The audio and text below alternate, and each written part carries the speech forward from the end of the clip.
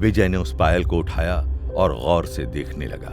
मतलब कि कल जिस ज्योति की बात मानकर तुम किशन चंद को मारने चले थे, वो कोई भूत नहीं है? इससे तो यही लगता है साहब कि ज्योति मैडम अभी भी जिंदा हैं और किशन चंद से अपने ऊपर किए गए अत्याचारों का बदला ले रही हैं। सही समझे हो तुम साठे।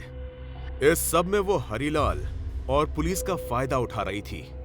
इससे उसका बदला भी पूरा हो जाता और उससे खुद किशन चंद को मारना भी नहीं पड़ता। लेकिन साहब, वो कौन थी जिसने आपको सीतापुर के बारे में बताया था? अगर ज्योति जिंदा है तो वो सबको अलग अलग जगह पे कैसे मिल रही है? शायद उसके साथ कोई और भी इसमें शामिल है। हमें इतना यकीन हो गया है कि कल जिसने हरीलाल से किशन चंद को मारने को बोला वो कोई आत्मा नहीं थी।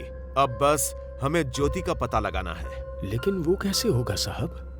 वो हमारा काम है, हम देख लेंगे। हम पुलिस वाले कुछ ना कुछ करके जुगाड़ निकाल लेते हैं।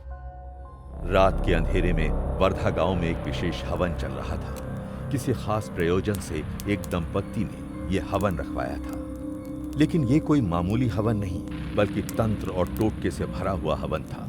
एक सुंदर तांत्रिका हवन कुंड के आगे बैठी हुई थी और बड़े ही प्रभावशाली तरीके से मंत्र उच्चारण कर रही थी। हवन कुंड के बगल में सारी सामग्री रखी हुई थी और पास में एक बकरा बंधा हुआ था।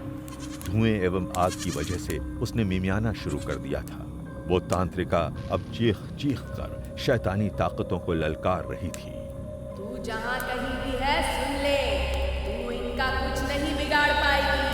काली माँ से डर, वो तेरा सर्वनाश कर देंगी।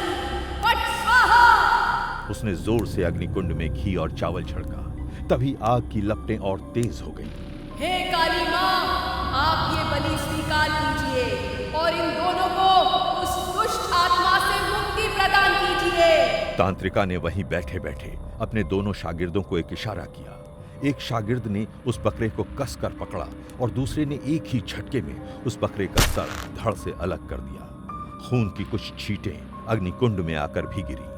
फिर उस बकरे का सर एक पीतल की तश्तरी में रखकर उस तंत्रिका को पेश किया गया, जिसने कुछ मंत्र पढ़ने के बाद सीधा उसे अग्निकुंड में डाल दिया। उसने अपने शागिर्दों से कहकर वो माला मंगवाई जो बलि देते वक्त बकरे के गले से कटकर नीचे गिर गई थी। अब आपकी परेशानी जल्द ही खत्म हो जाएगी। आपकी पिछली बीवी इन्हें अब नहीं सताएगी। ये देखिए, बलि के गर्दन में बंधा हुआ नींबू लाल हो गया है। वो आत्मा अब मेरे कब्जे में आ चुकी है। आपका ये एहसान हम कभी नहीं भूलेंगे तंत्रा जी। आपकी वजह से अब हमें वो चुड़ैल परेशान नहीं करेगी। ये लीजिए आपकी दक्षिणा। अब हम चलते हैं। उन दोनों के वहां से निकलते ही पुलिस की एक जीप वहां आकर रुकती है। जीप में से विजय, साठे और एक महिला कांस्टेबल उतरते हैं। तंत्रा और दूसरे लोग उन्हें देखकर वहां से भागने की कोशिश करते हैं, लेकिन पकड़े जाते हैं। तो किस नाम से पुकारूं मैं तुम्हें? तंत्रा या फिर ज्योति का भूत? कौन ज्योति? मैं किसी ज्योति को नहीं जानती इंस्पेक्टर। अच्छा चलो, उसे नहीं जानती तो ना ही सही, अपनी चीज तो पहचानती होगी। शिखा जी, जरा तंत्रा जी के पांव चेक कीजिए। मेरे ख्याल से इनकी एक पायल गायब है। वो लेडी कांस्टेबल झुककर तंत्रा के पांव आगे खींचती है और देखने लगती है। उसके दाहिने पैर से एक पायल गायब होती है। हाँ सर, इन्होंने एक ही पायल पहन रखी है। अपनी दूसरी पायल आप हरीलाल के खेत में छोड़ आई थी, है ना तंत्रा जी? कोई बात नहीं, हम इसे आपको लौटाने आ गए। दरअसल हमें भी ज्योति के भूत से मिलना था, जैसे आपने हरीलाल को उससे मिलवाया था। हमें भी उनके दर्शन करा देती तो अच्छा होता। मुझे कुछ नहीं पता आप लोग क्या कह रहे हैं। मैं एक तांत्रिका हूँ। अपने तंत्र विद्या से लोगों की समस्याओं का समाधान निकालती हूँ। गांव से दूर रहती हूँ, अपनी अलग दुनिया में। मुझे इस केस के बारे में कुछ नहीं पता है। तुम सिर्फ एक ढोंगी हो। लोगों के मन के डर का गलत फायदा उठाकर बस उन्हें ठगना जानती हो और उनसे मोटी रकम ऐंठती हो। अभी अभी जो दंपति यहाँ से गए हैं, वो भी हमारे कहने पे यहाँ आए थे। उन्हें मैंने ये सब ढोंग करने यहाँ भेजा था, जिससे कि तुम हर बार की तरह यहाँ से शहर ना भाग सको। उन्होंने ही तुम्हारा पता हमें बताया था।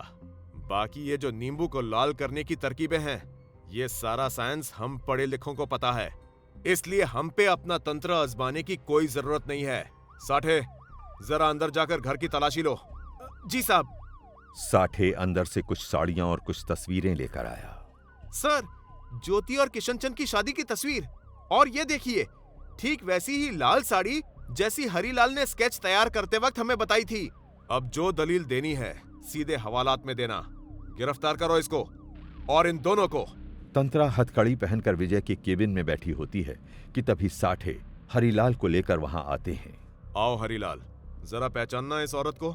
हरीलाल तंत्रा को देखते ही एकदम से हड़बड़ा जाता है। वहीं तंत्रा के चेहरे पर शिकन साफ झलक रही होती है। हे भगवान, ये तो ज्योति है। साहब, ये जिंदा है? हाँ भी और नहीं भी। ये वही है जिसने ज्योति बनके तुम्हें और तुम्हारे परिवार को कई बार जान से मार डालने की धमकी दी थी।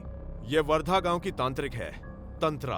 अब कुछ और दलील देना चाहोगी या फिर सीधे सच बोलोगी? ज्योति की हम शक्ल। मैंने जो कुछ भी किया सब पैसों के लालच में आकर किया साहब।